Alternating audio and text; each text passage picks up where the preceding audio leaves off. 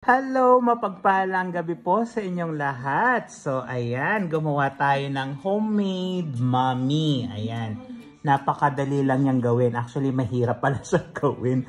Marami kasi siyang recados. Actually, napakasimple lang niya pero matagal lang gawin. Ayan, yung pagpapakulo, pagcha-chop. Ayan, so napakasarap ng ating beef chicken Mami soup. Ayan. So, enjoy na enjoy ang aking mga anakis.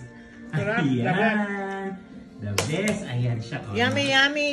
Yeah. So, meron siyang Thank you, Daddy. meron siyang mami, itlog, It's so carrots, sarap, Mommy. cabbage, tapos yung itlog. Ayan. May spring onion din.